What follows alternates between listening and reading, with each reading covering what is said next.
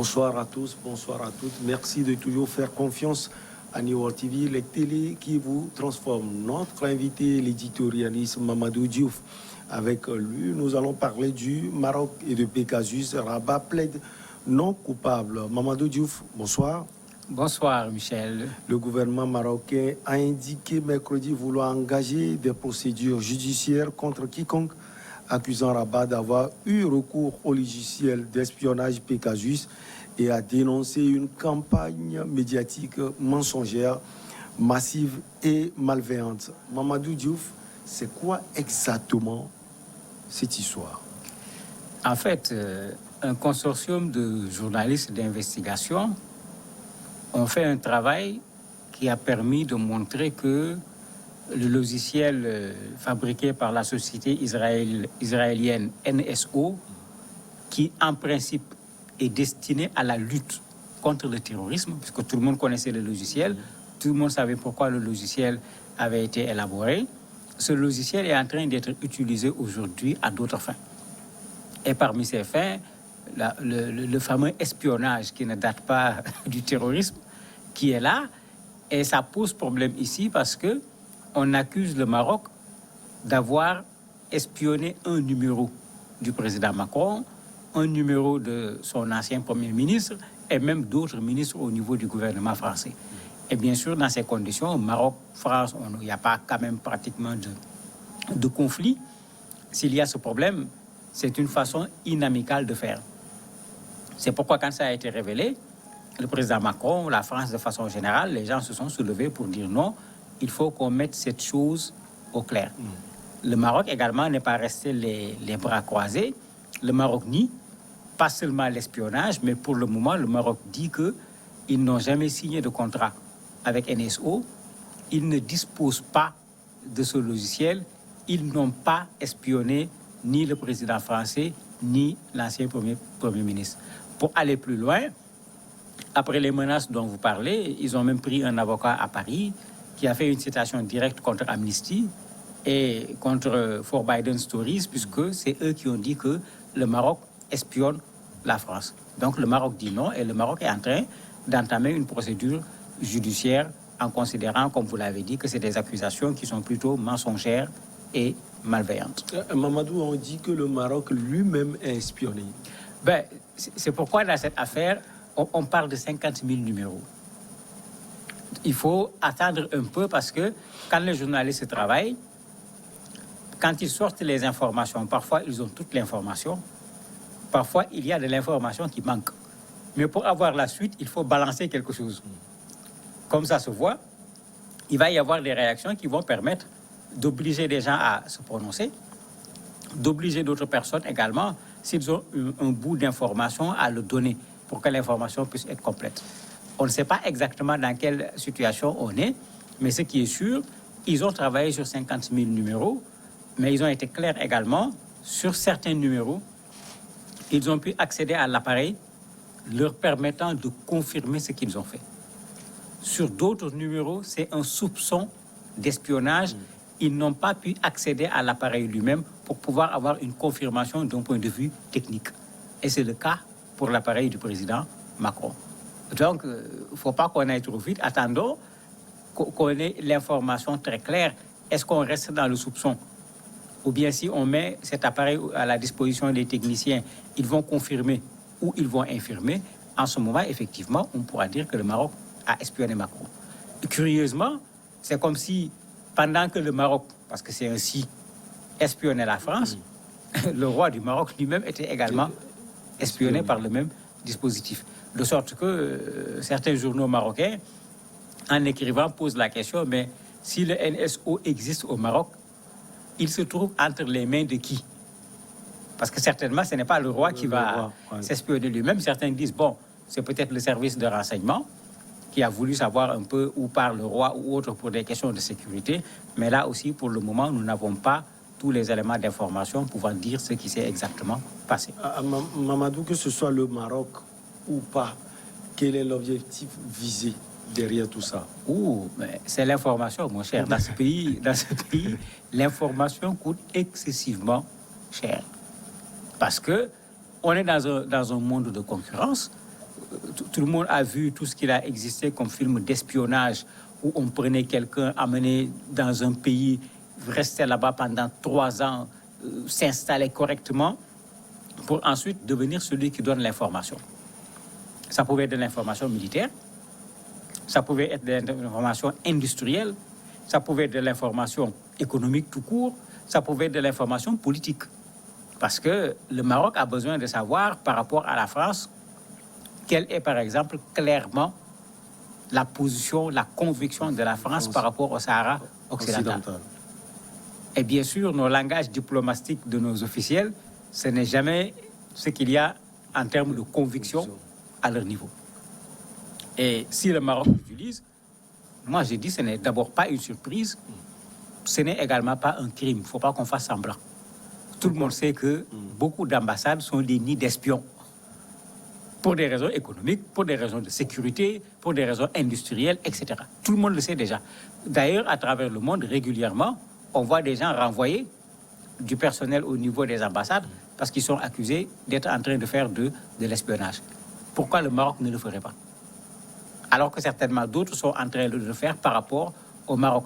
Maintenant, celui qui est pris, il n'a qu'à savoir comment il va se débrouiller pour s'expliquer ou bien sortir de son piège. Mais il ne faut pas qu'on se trompe, l'espionnage se fait.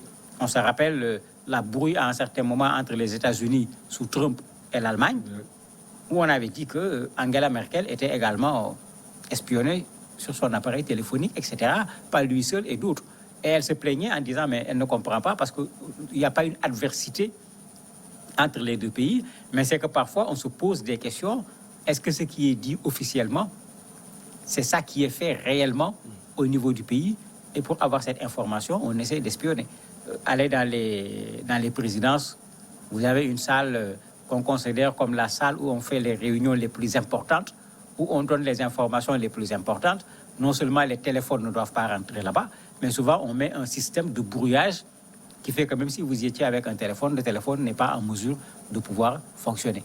Tout ça parce qu'il y a de l'information précieuse dont les gens ont besoin et chacun se débrouille pour garder cette information précieuse. Mamadou, il n'y a pas que les hommes politiques, il y a également de grands avocats, il y a des journalistes et autres.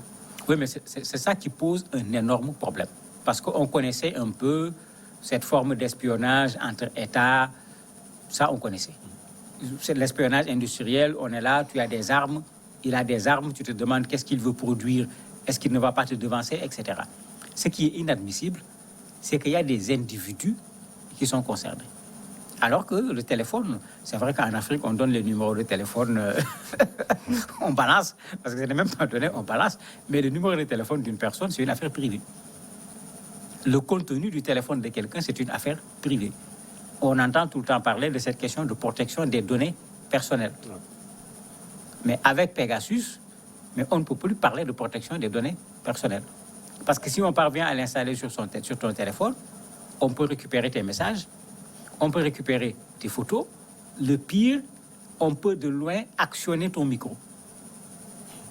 Donc pendant que vous discutez avec une personne, on actionne ton téléphone sans que vous ne soyez au courant et l'ensemble de cette discussion est recueilli. C'est pourquoi je parlais de ces bunkers où les gens rentrent pour faire certaines réunions et les téléphones même sont interdits parce que tout le monde sait que ce genre de logiciel-là existe permettant de pouvoir actionner un micro de loin et de suivre une certaine conversation.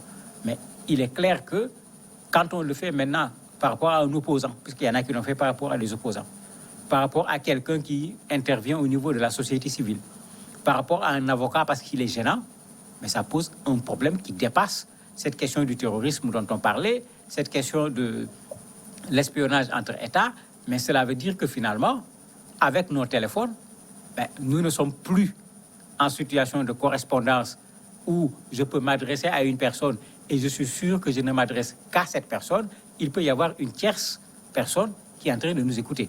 Et ce système est déjà connu puisqu'on donne aux gens des systèmes en te disant il faut faire dièse, je ne sais pas quoi et quoi, et tu vas vérifier est-ce qu'il y a un numéro qui sort. S'il y a un numéro qui sort, ça veut dire qu'il y a quelqu'un qui écoute tes conversations, etc. C'est des choses qui étaient déjà connues, mais ici, on l'a fait de façon encore beaucoup plus élaborée. Et il faut le dire clairement, c'est inadmissible qu'on se mette à cibler les individus et à vouloir connaître les conversations, les messages, les déplacements d'une personne.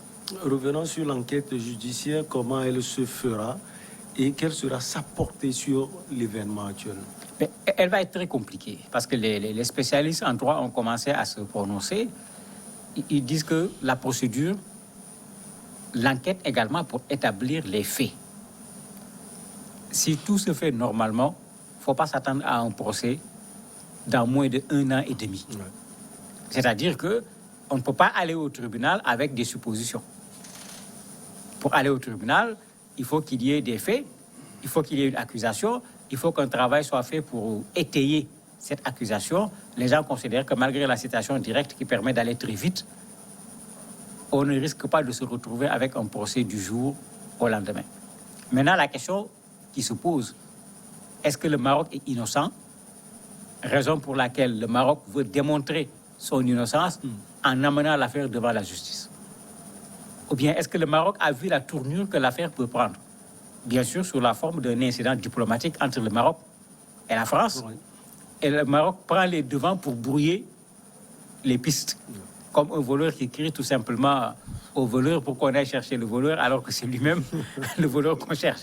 Bon, comme je l'ai dit, on n'a pas tous les éléments actuellement pour pouvoir savoir qu'est-ce qui se passe. Mais ce qui est sûr, s'il s'avère que le téléphone du président Macron, de son ancien Premier ministre, ont été mis dans ce logiciel-là par des Marocains, pas nécessairement par le roi du Maroc, mais par des Marocains tout simplement, c'est clair que ça va faire scandale sur le plan diplomatique. Oui, justement, sur le plan diplomatique, en attendant justement la procédure, quelles conséquences cela peut avoir entre le Maroc et la France? A priori, il n'y aura pas grand-chose pour le moment. Parce que du côté marocain, on a nié. Du côté français, on ne semble pas avoir tous les éléments d'information. Le président Macron demande à ce qu'il y ait des investigations. C'est-à-dire, c'est comme si tous les éléments ne sont pas encore en place pour pouvoir accuser de façon formelle le Maroc. On veut faire encore des investigations pour certainement avoir davantage d'éléments. Et maintenant, en fonction de ce que ces investigations vont produire, c'est là où il y aura ce risque d'un choc sur le plan diplomatique entre le Maroc et la France, ou bien tout simplement de la réciprocité. Puisque avec nos États, c'est également ça. On risque également de mettre le roi du Maroc sous écoute, puisque pendant longtemps, avant que Pegasus ne vienne, c'est l'expression qu'on utilisait pour savoir avec qui la personne discute, de quoi la personne discute. Tout cela peut arriver, mais on n'est pas encore à ce niveau parce que la réaction de la présidence française parle d'investigation pour voir plus clair dans cette affaire. Il n'y a pas que la France et le Maroc, il y a d'autres pays, notamment le Togo. Oui, il y a plusieurs pays qui ont été cités, des pays africains, des pays un peu partout, mais à chaque fois, c'est le même topo. On est sur quelle base? Parce qu'ils disent deux choses au niveau des rapports d'investigation. Il y a des faits confirmés. Confirmés parce que Michel est sous écoute. Ils ont demandé à Michel de mettre son téléphone à disposition. Michel a mis son téléphone à disposition. Ils l'ont amené chez les techniciens qui ont prouvé que le téléphone, effectivement, est espionné par le logiciel Pegasus. Il y a d'autres, ils ont des soupçons, ils ont des éléments d'information là-dessus, mais ils n'ont pas eu accès au téléphone pour avoir cette confirmation sur le plan technique. Parce que les techniciens connaissent comment identifier un téléphone qui est sous écoute, qui est en train d'être suivi, etc. De sorte que, quand on cite le Togo, quand on cite d'autres pays, il va falloir également de l'investigation supplémentaire pour savoir est-ce qu'on est dans le soupçon ou bien est-ce qu'on a pris un téléphone, on a vérifié et on peut dire en ce moment de façon très claire que Michel est suivi dans ses communications, dans ses déplacements et éventuellement même quand il parle dans un endroit qu'il croit secret ou bien il croit qu'il est seul avec une personne, on actionne le micro de loin et on recueille tout ce que lui, il dit et tout ce que dit également son interlocuteur. Un dispositif qui est créé pour la lutte contre le djihadisme, comme vous l'aviez dit tout à l'heure, et qui quitte, Mamadou, ce cadre pour d'autres cadres. Est-ce que cela a encore une valeur? Cela a toujours une valeur parce que Pegasus coûte des centaines de millions. D'ailleurs, souvent, quand on a dit à une personne, surtout dans nos pays africains, qu'on t'a mis sous écoute, quand la personne a été curieuse pour voir combien coûte Pegasus, combien coûte cet espionnage, mais souvent la réaction a été de dire, mais est-ce que nos États sont fous pour pouvoir dépenser autant d'argent dans un tel logiciel alors qu'il y a d'autres priorités dans nos pays? On est là avec Covid qui a montré comment notre système sanitaire n'est pas suffisamment à point pour faire face quand on a un certain nombre de difficultés. Tout le monde connaît ce qui se passe dans nos systèmes scolaires, etc. Quand les gens voient les centaines de millions qu'on met dedans, c'est la question qu'on se pose. Mais le plus souvent, c'est ça également l'information. L'information a un prix. Et il coûte excessivement cher. Et malheureusement, c'est ce qui se passe ici. Il y a quelqu'un qui est là, qui vous dérange, vous doutez de la personne, vous avez envie de savoir, mais quelle est sa véritable conviction, il va dans quel sens, qu'est-ce qu'il manigance. Ben, Pegasus est une solution, mais une solution qui coûte excessivement cher. Et Pegasus a certainement joué sur cela en vendant le logiciel tout simplement, puisque ça rapporte énormément d'argent. Merci à vous, Mamadou Diouf. On va marquer une petite pause et on reçoit Henri Akodo, invité sport, puisque c'est vendredi.